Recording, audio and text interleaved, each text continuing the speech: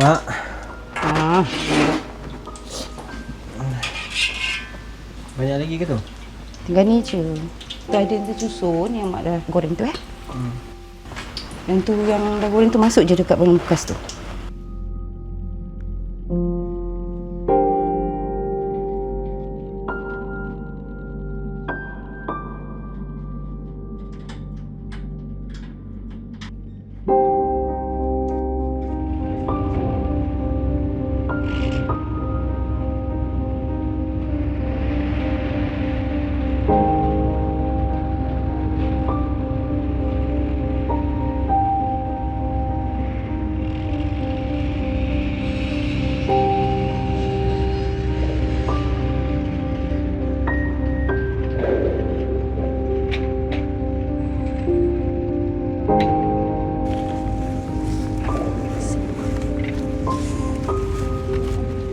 Umar,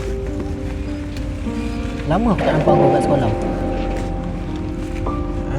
Kau nak apa ni? Bagi aku nasi lemak lah dulu. Mak, nasi ni. Berapa ringgit? RM2. Terima kasih. 2 kan tadi? Nah, dulu. Terima kasih. Terima kasih.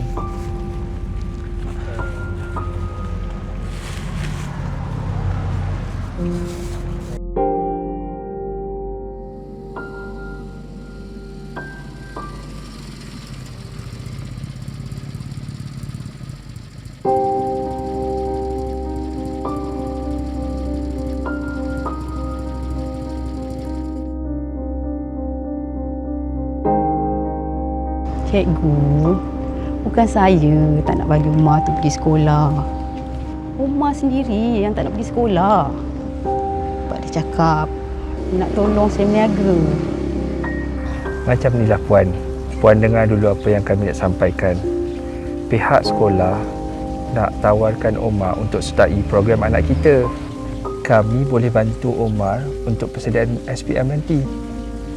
Jadual belajar, kaunseling, apa-apa sokongan yang Omar perlukan lah.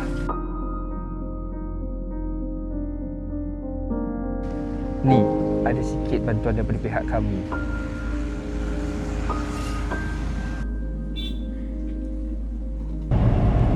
Umar,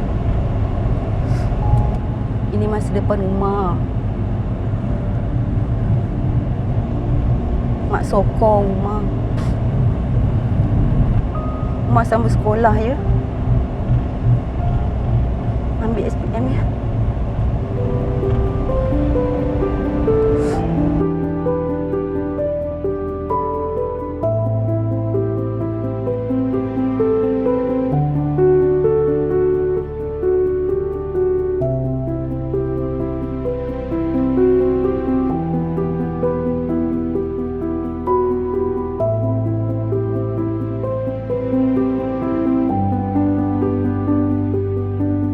Mak harap Umar dapat mengubah masa depan kita lebih baik dari hari ini.